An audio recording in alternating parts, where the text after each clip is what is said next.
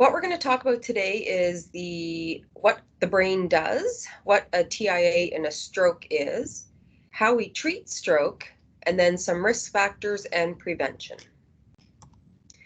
The brain, of course, is the most complex organ in the body. It tells everything in the rest of the body what to do. There are billions of nerve cells connected to thousands of other brain cells. These are called neurons. Neurons need constant blood supply to live and function. When these neurons die, the brain will function differently. Here's a picture of the brain with the different lobes. You can see that each lobe is responsible for something different. And just to be more complicated, all of those nerves connect in the brainstem and they cross, which means the left side of the brain controls the right side of the body. The left side of the brain is also for math, speech, science, reasoning, and other things. The right side of the brain controls the left side of the body. The right side of the brain is also a bit more musical, artistic, creative, and has insight. What is a stroke? It is a sudden loss of blood flow to brain cells. It's usually caused by a blood clot or by a rupture of a blood vessel. 80% of the strokes in Canada are caused by a blood clot. So somewhere in the brain, a blood clot gets stuck in a vessel, and the brain cells on the other side do not get oxygen. 20% of strokes is caused by a bleeding blood vessel. Some people are born with an aneurysm that ruptures, but most often in strokes, it's high blood pressure that causes the blood vessel to break. Then there's bleeding over top of the brain cells and they suffocate. They can't get the oxygen. A TIA stands for transient ischemic attack. Some of you may have been told that you've had a mini stroke prior to this stroke. It acts like a stroke, very similar to a stroke, but everything is temporary. But it's usually a warning sign that a future stroke may happen. So we should never ignore any symptom of stroke. This is the Heart and Strokes television campaign. They want all of Canada to realize the symptoms of a stroke quickly. So this is fast. Does your face droop? Can you raise both arms? Is your speech slurred or jumbled? And time. Very important to get to the hospital right away, and especially to call 911. Our paramedics are trained in emergency stroke care, and we don't want people driving themselves to the hospital if they are having a stroke. TPA is a medication, and it stands for tissue plasminogen activator.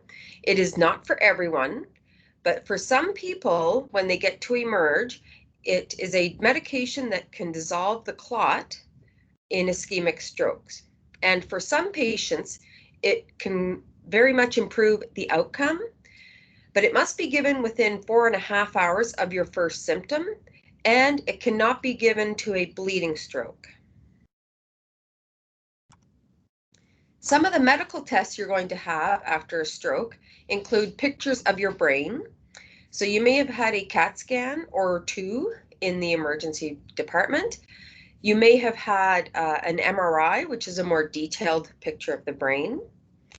You may go on to have a carotid Doppler, which is an ultrasound of the large neck vessels. They come up through the heart and connect to your brain. And sometimes those get clogged up with extra cholesterol and plaque. And some patients go on to have surgery called an endarterectomy. Then you'll also have some heart testing, either a Holter monitor, which you're going to wear for anywhere from 2 days to 2 weeks, or an echocardiogram. These give pictures and readings of the heartbeat. If you have an irregular heartbeat, it can cause blood clots to form that can travel to the brain. Every stroke is different. You'll see that here on the unit. It depends on the type of stroke, where in the brain it happened and how big it was, how quickly you got to the hospital, and your overall general health. And remember that it doesn't just affect the way you move, it can also affect the way your brain thinks and you behave. Now we'll talk about some of the common effects of stroke. Paralysis or weakness on one side of the body is fairly common. For some people, you can be paralyzed on the entire side of the body, or it can be partial. You may have a leg that is weaker than the rest of your body, or it might just be feeling or sensation in your fingertips, which would be damaging if you were a artist or a chef. Vision problems are really common in stroke patients. Some patients see double or blurry, but this is very common. It's called hemianopia, where you lose the vision of half of your eye. So you could see that if you were going to then go drive a car, you would probably miss that stop sign. Aphasia and dysphagia are very common in strokes. Aphasia deals with language. Some patients have difficulty saying the words they want to say. Some patients have difficulty understanding the words that are said to them. And for some, it's both. You can imagine how difficult it is if you cannot communicate. Dysphagia involves swallowing. Sometimes a stroke can affect your swallowing muscles. You've all seen a speech therapist during this time who has tested you with different textures to make sure that you can swallow safely. We ask that you don't share food with other patients until you know who can swallow.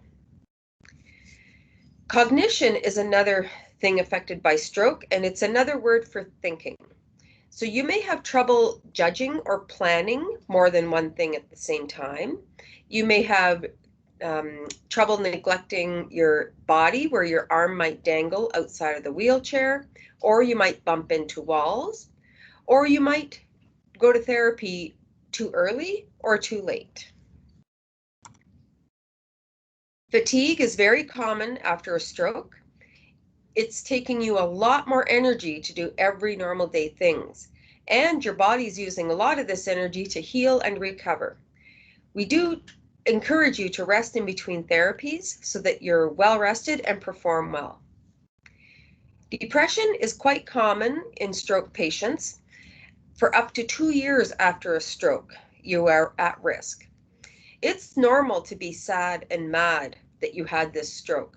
But when you start feeling like you don't want to get out of bed and you don't want to see anybody, talk to your nurse or doctor because we can help. Also, watch out for your caregiver's risk of depression because the stroke just didn't happen to you, it happened to everybody around you. Your memory might be different after a stroke. You may have trouble learning or remembering new things. Everybody has the whiteboard in their bedrooms where the nurse asks you every day, what's my name, what's the date, and we just want to make sure your memory's okay. For some people after a stroke, they have trouble controlling their emotions. So you may want to cry all the time, or you may laugh when it's not really the right time to laugh, or you may feel like a roller coaster and you have no control. There's a whole other list of things that can be affected by stroke. Bowel and bladder issues are very common. Pain is very common. You can imagine if your shoulder is being pulled down, that's a lot of weight and muscle being pulled. And sometimes hands and feet can get swollen. So let your nurse know if you have pain. Your relationships are also different. The stroke may have affected your work or leisure activities, finances, intimacy. If you have any questions about any of these other topics, just ask your nurse. Now you're here in rehab. Rehab cannot cure a stroke or a brain injury, but we can help you relearn the best possible way to use your body and brain. And the goal is to get you as independent as possible, but you may not get to be 100% like you were before the stroke. Rehab starts quickly after the stroke, and it can take weeks to months. Remember, every stroke is different. But while you are here, we give you a safe environment to practice your ADLs, mobility, all kinds of tasks that you may have done prior. And each patient will make each individual goals with their therapist. We have a lot of people that work here on this team. The long list, everybody will see those people. And not everybody needs to see the shorter list, but if you need to talk to a dietitian or a pharmacist, just ask your nurse and we can arrange that. Friends and family have a really important role to us here in rehab. They are your emotional support during this crisis, and we want to teach them everything you need to have done before you go home. So we start talking about discharge planning really early. Somebody may have to measure door frames or build a ramp, arrange appointments. So we do start talking about that pretty early. This section talks about preventing another stroke, which sounds scary. Heart and stroke statistics show that about 20% of people will go on to have a second stroke sometime in their life. There are things you cannot control. Your family history, your race, age, sex. So Heart and Stroke wants you to focus on things that you can control. Blood pressure is the biggest risk factor in stroke. Lots of people have it and don't know it. Scientists don't know why we have it, but it can be controlled. So it's important to monitor your blood pressure and take your medications as prescribed. Very similarly, diabetes. Lots of people have it and don't know it. It's really important to control your blood sugars, take your medications, and notify your physician if your numbers are not being controlled. Cholesterol is a waxy substance that your body needs a little bit of to function. But when the blood has too much, that's when your arteries can get narrow, and that's where the blood clots get stuck. For some people, healthier foods and exercise can help lower cholesterol. Other people may need medications. We talked about an irregular heartbeat. The medical term for that is atrial fibrillation. If you do have atrial fib, your physician may put you on a blood thinner because we don't want blood clots to happen, but that is a medical decision. Smoking doubles your chance of stroke, and Heart and Stroke wants you to know it's never too late to quit, and there are lots of resources out in the community to help you stop.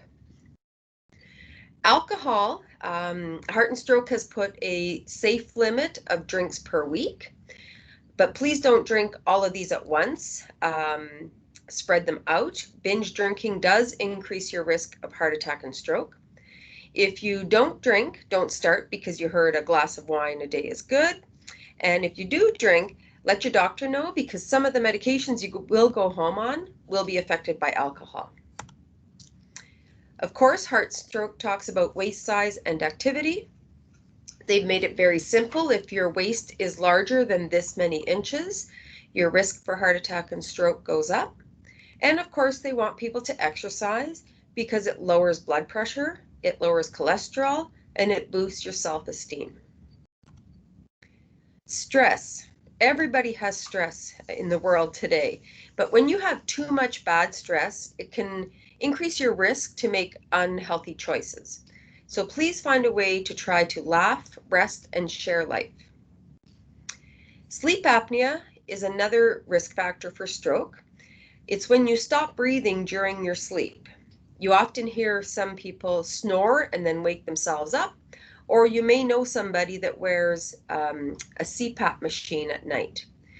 This needs to be confirmed with a sleep study that is done here at the hospital after discharge, and it is a symptom that can be managed and treated.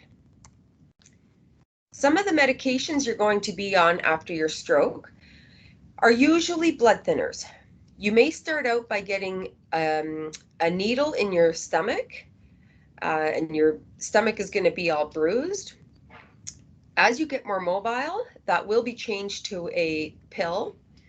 If you go home on warfarin or Coumadin, that medication needs a blood test, probably about once a week, so you'll need to arrange that after discharge. And scientists are always making new medications like apixaban that doesn't need blood tests. If you're on a blood thinner, be very careful to avoid injury because you may bruise more easily. And if you're brushing your teeth and notice blood in the sink or notice blood in the toilet when you go, please tell your nurse or doctor right away because then your blood might be getting too thin.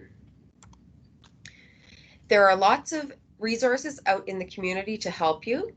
StrokeEngine.ca is a very family patient-friendly website.